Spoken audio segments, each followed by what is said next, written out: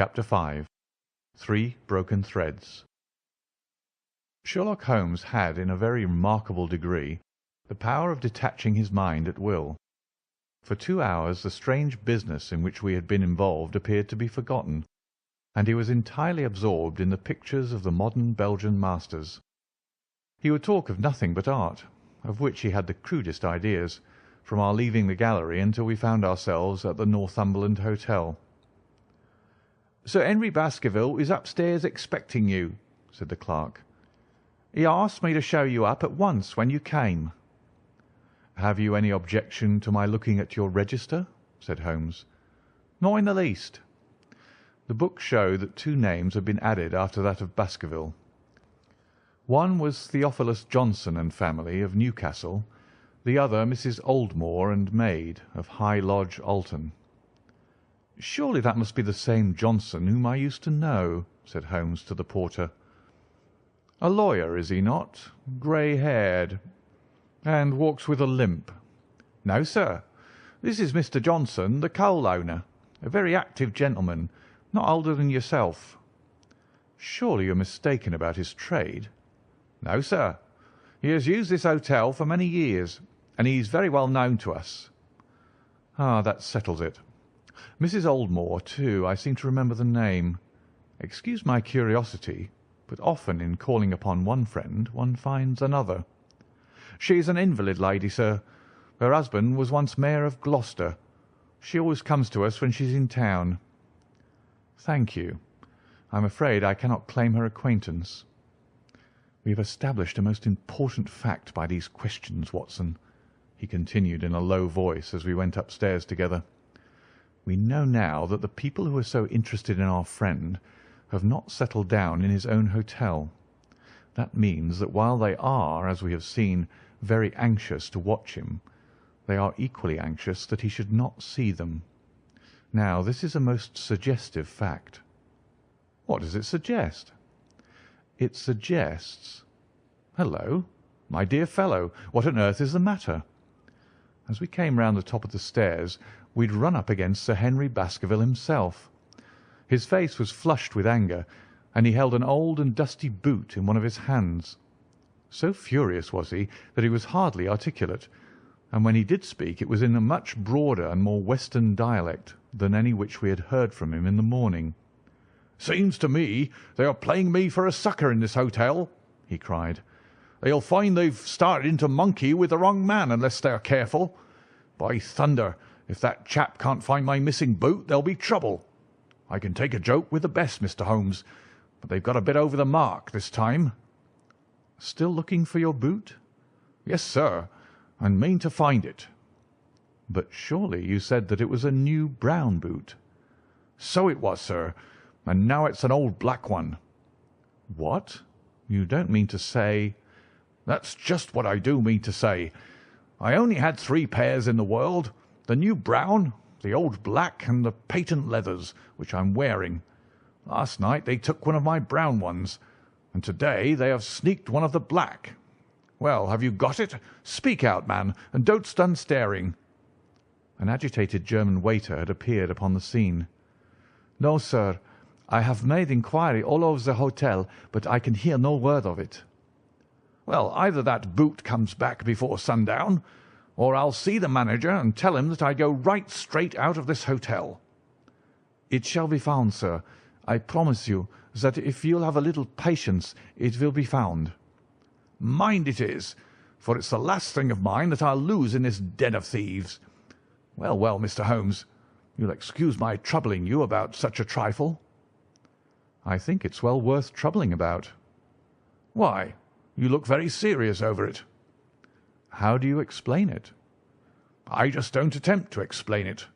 It seems the very maddest, queerest thing that ever happened to me." "The queerest, perhaps," said Holmes thoughtfully. "What do you make of it yourself?" "Well, I don't profess to understand it yet. This case of yours is very complex, Sir Henry. When taken in conjunction with your uncle's death, I am not sure that of all the 500 cases of capital importance which I have handled, there is one which cuts so deep. But we hold several threads in our hands, and the odds are that one or other of them guides us to the truth. We may waste time in following the wrong one, but sooner or later we must come upon the right." We had a pleasant luncheon in which little was said of the business which had brought us together. It was in the private sitting-room, to which we afterwards repaired, that Holmes asked Baskerville what were his intentions. "To go to Baskerville Hall." "And when?" "At the end of the week." "On the whole," said Holmes, "I think that your decision is a wise one. I have ample evidence that you are being dogged in London, and amid the millions of this great city it is difficult to discover who these people are or what their object can be. If their intentions are evil, they might do you mischief, and we should be powerless to prevent it. You did not know, Dr. Mortimer, that you were followed this morning from my house." Dr. Mortimer started violently. "Followed? By whom?" "That, unfortunately, is what I cannot tell you. Have you among your neighbours or acquaintances on Dartmoor any man with a black, full beard?" "No, or let me see.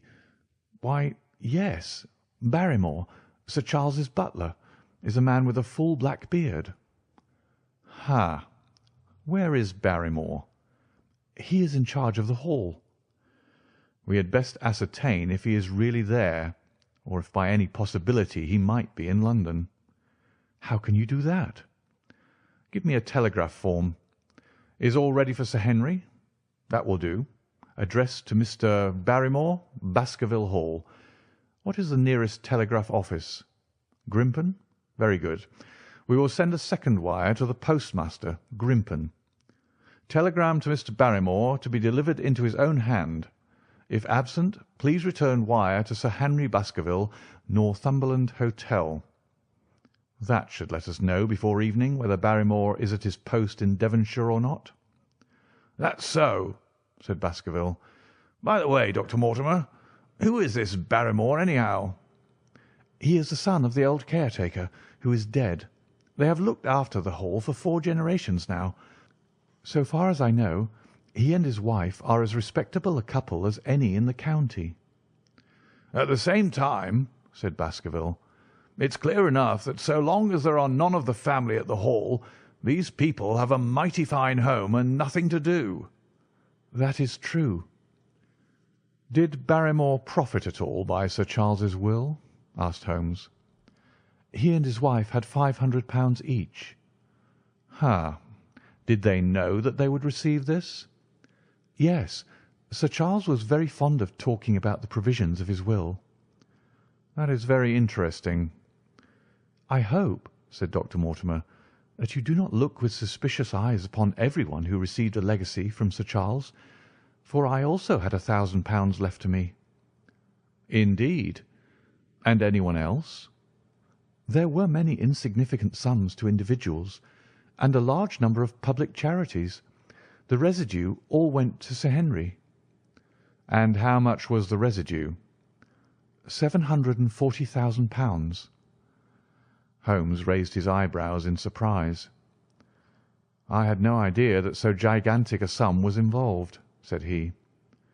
"Sir Charles had the reputation of being rich, but we did not know how very rich he was until we came to examine his securities. The total value of the estate was close on to £1 million." "Dear me, it is a stake for which a man might well play a desperate game. And one more question, Dr. Mortimer. Supposing that anything happened to our young friend here, you will forgive the unpleasant hypothesis, who would inherit the estate?" "Since Roger Baskerville, Sir Charles's youngest brother, died unmarried, the estate would descend to the Desmonds, who are distant cousins. James Desmond is an elderly clergyman in Westmoreland." "Thank you. These details are all of great interest. Have you met Mr. James Desmond?" "Yes. He once came down to visit Sir Charles. He is a man of venerable appearance and of saintly life. I remember that he refused to accept any settlement from Sir Charles, though he pressed it upon him." "And this man of simple tastes would be the heir to Sir Charles's thousands?" "He would be the heir to the estate, because that is entailed. he would also be the heir to the money unless it were willed otherwise by the present owner, who can, of course, do what he likes with it." "And have you made your will, Sir Henry?" "No, Mr. Holmes, I have not.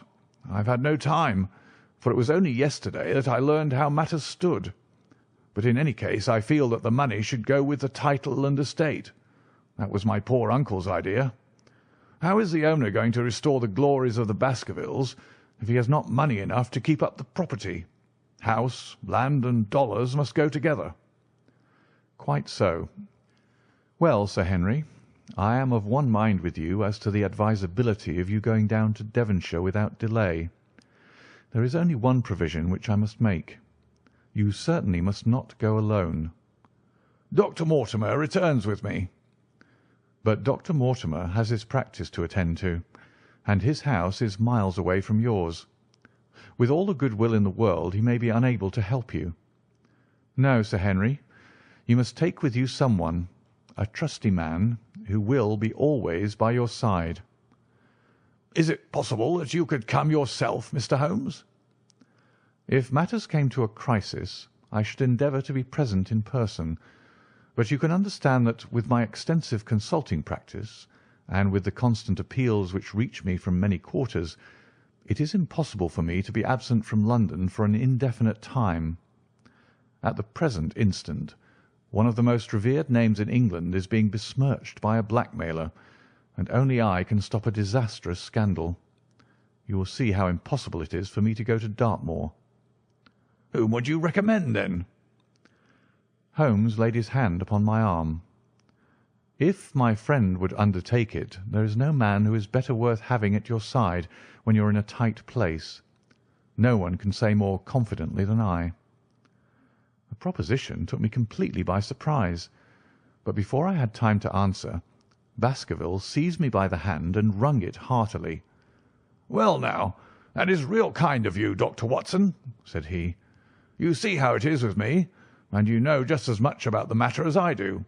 If you will come down to Baskerville Hall and see me through, I'll never forget it."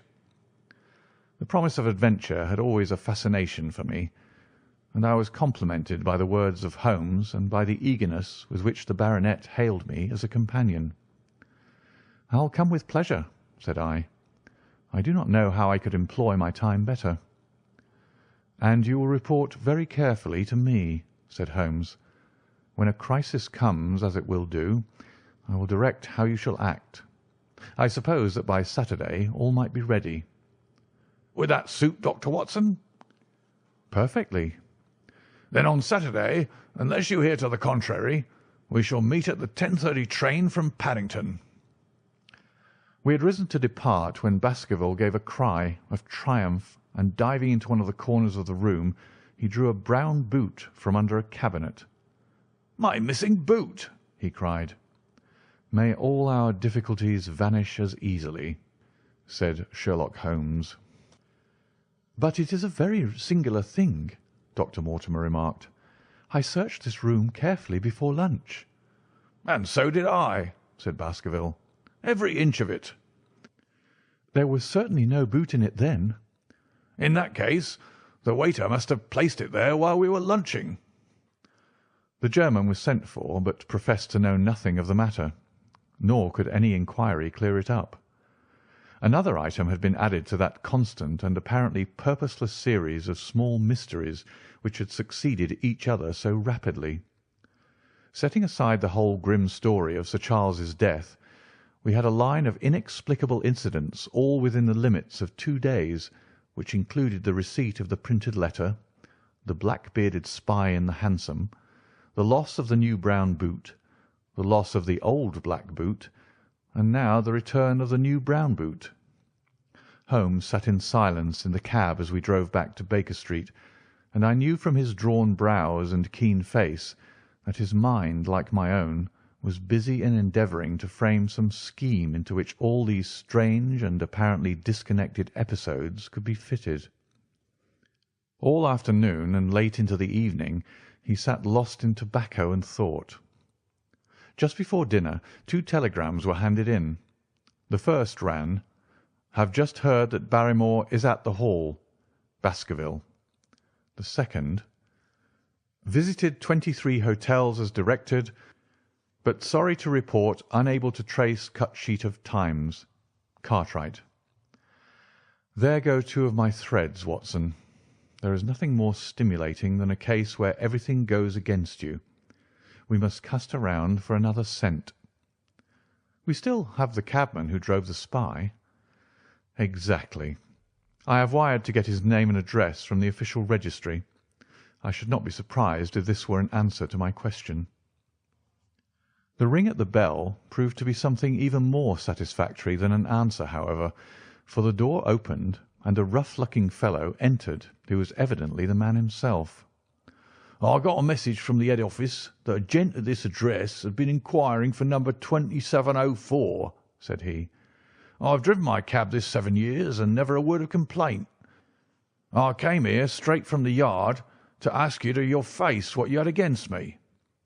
"I have nothing in the world against you, my good man," said Holmes. "On the contrary, I have half a sovereign for you if you will give me a clear answer to my questions." "Well, I have had a good day, and no mistake," said the cabman with a grin. "What was it you wanted to ask, sir?" "First of all, your name and address, in case I want you again." "John Clayton, 3 Turpey Street, the Borough. My cab is out of Shipley's Yard near Waterloo Station." Sherlock Holmes made a note of it. "Now, Clayton, tell me all about the fare who came and watched this house at 10 o'clock this morning and afterwards followed the two gentlemen down Regent Street." The man looked surprised and a little embarrassed. "Why, there's no good my telling you things, for you seem to know as much as I do already," said he. "The truth is that the gentleman told me that he was a detective, and I was to say nothing about him to anyone." "My good fellow, this is a very serious business, and you may find yourself in a pretty bad position if you try to hide anything from me. You say that your fare told you that he was a detective." "Yes, he did." "When did he say this?" "When he left me." "Did he say anything more?" "He mentioned his name." Holmes cast a swift glance of triumph at me. "Oh, he mentioned his name, did he? That was imprudent. What was the name that he mentioned?" "His name," said the cabman, "was Mr. Sherlock Holmes." Never have I seen my friend more completely taken aback than by the cabman's reply. For an instant he sat in silent amazement. Then he burst into a hearty laugh. "A touch, Watson, an undeniable touch," said he. "I feel a foil as quick and supple as my own. He got home upon me very prettily that time. So his name was Sherlock Holmes, was it?" "Yes, sir, that was the gentleman's name." "Excellent. Tell me where you picked him up and all that occurred." "He hailed me at 9:30 in Trafalgar Square. He said that he was a detective, and he offered me 2 guineas if I would do exactly what he wanted all day and ask no questions. I was glad enough to agree. First we drove down to the Northumberland Hotel and waited there until 2 gentlemen came out and took a cab from the rank. We followed their cab until it pulled up somewhere near here." "This very door?" said Holmes. "Well, I couldn't be sure of that, but I dare say my fare knew all about it. We pulled up half-way down the street and waited an hour and a half. Then the 2 gentlemen passed us walking, and we followed down Baker Street and along—" "I know," said Holmes. "Until we got 3/4 down Regent Street. Then my gentleman threw up the trap, and he cried that I should drive right away to Waterloo Station as hard as I could go. I whipped up the mare, and we were there under the 10 minutes. Then he paid up his 2 guineas, like a good one, and away he went into the station. Only just as he was leaving, he turned round and he said, 'It might interest you to know that you've been driving Mr. Sherlock Holmes.' That's how I came to know the name." "I see. And you saw no more of him?" "Not after he went into the station." "And how would you describe Mr. Sherlock Holmes?" The cabman scratched his head.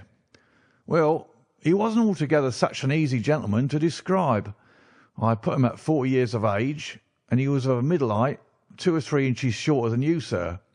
He was dressed like a toff, and he had a black beard cut square at the end and a pale face.